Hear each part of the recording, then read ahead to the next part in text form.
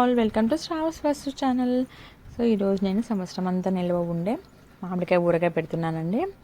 ఈ ముందుగా మామిడికాయలని కోసిన తర్వాత శుభ్రంగా కడిగి ఒక పొడి బట్ట మీద ఆరపెట్టేసుకోవాలి.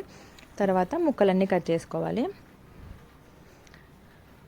మా ఆయన ముక్కలు కట్ చేస్తున్నప్పుడు నేను ఆవాలు మెంతులు పొడి కొట్టుకున్నానండి. ఆవాలు ఎలాగంటే 3/4 కేజీ ఆవాలకి 1/4 కేజీ మెంతులు సరిపోతాయి. ఆ రెండు కలిపి పొడి కొట్టేసుకున్నాను మిక్సీలో. తర్వాత కల్లుప్పును కొంచెం బరకగా మిక్సీలో పట్టాను. ఇంకా కారం ప్యాకెట్లు అలాగా పెట్టుకున్నాను, ఎందుకంటే పిల్లలు ఉన్నారు, మధ్యలో సడన్గా వచ్చేస్తారేమో అని నేను అలాగే ప్యాకెట్ పెట్టుకున్నాను. ఇవంతా ఊరగా పెట్టడానికి ఒక పెద్ద బాక్స్ తీసుకున్నాను. కొలత ఎలాగంటే నేను ఎప్పుడు ఇలా గిన్నె గ్లాస్తో పెట్టుకుంటాను. కొత్తగా పెట్టే వాళ్ళైతే ఒక కప్పు తీసుకోండి. అదే కప్పుతో 4 కప్పులు మామిడికాయ ముక్కలు అయితే 1 కప్పు ఉప్పు, 1 కప్పు కారము, 1 కప్పు ఆవాలు మెంతులు కలిపిన పొడి వేసుకుంటే సరిపోతుంది. ఇలాగ మీరు ఎన్ని ముక్కలైనా పెట్టేసుకోవచ్చు. ప్రతిసారి మీకు 4 కప్పులు మామిడికాయ ముక్కలు వేసుకోవడానికి కష్టమైతే ఆ 4 కప్పులు కలిసి ఒక గిన్నెలో వేసుకోండి. నెక్స్ట్ టైం నుంచి 4 కప్పుల ప్లేస్లో ఆ గిన్నె ముక్కలు వేసేస్తే సరిపోతుంది కదా. అలాగా నేను కొలుచుకున్ననే ఈ గిన్నె అండి. 1 గిన్నె మామిడికాయ ముక్కలకి 1 గ్లాస్ ఉప్పు, 1 గ్లాస్ కారం, 1 గ్లాస్ ఆవాలు మెంతుల పొడి. ఇలాగ ప్రతిసారి వేసేసుకుంటే సరిపోతుంది. మీరు మొత్తం ముక్కలన్నీ కొలిచి వేసుకొని లాస్ట్లో కారం పొడి వేస్తే కలపడానికి కాస్త కష్టం అవుతుంది. కాబట్టి నేను ముందు ఒక 2 గిన్నెలు వేసుకున్నాను.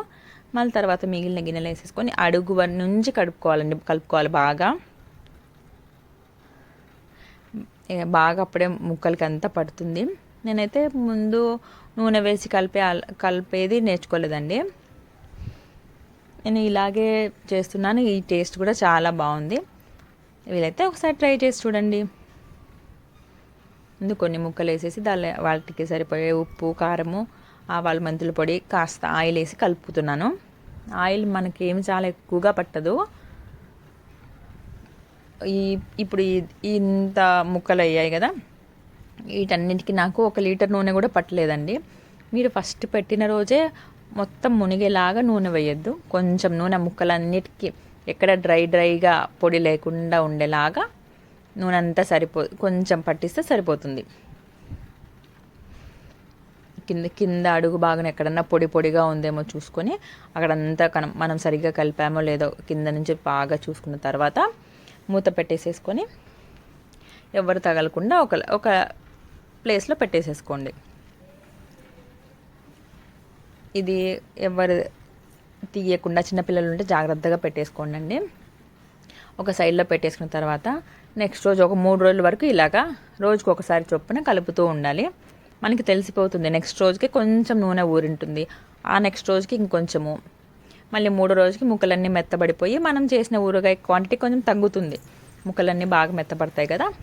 అలాగా ఒక 3-4 రోజులు రోజుకు ఒకసారి కలిపిన తర్వాత మనము తీసి ఫ్రిడ్జ్లో పెట్టేసుకుంటే ఎన్ని రోజులైనా కలర్ చేంజ్ అవ్వకుండా అలాగే ఉంటుంది. మనకు ఎంత కావాల్సితే అంత క్వాంటిటీ తీసుకొని వచ్చి కొంచెం బయట పెట్టుకొని ఒక వారం తర్వాత మళ్ళీ కొంచెం వేసుకుంటూ ఉంటే చాలా టేస్టీగా ఉంటుంది. ఈ ఊరగాయ సంవత్సరం అంతా ఉంటుందండి. చూసారా, నెక్స్ట్ రోజుకి నూనె ఊరిపోయింది. ముక్కలు కూడా కొంచెం తగ్గినట్టు అనిపిస్తున్నాయండి. క్వాంటిటీ వైజ్ అన్నీ మెత్తగా అయిపోయి ఉంటాయి కదా. నా వీడియో నచ్చినట్లయితే లైక్ చేయండి, షేర్ చేయండి. కొత్తగా చూసే వాళ్ళైతే సబ్స్క్రైబ్ చేసుకోండి. Thanks for watching.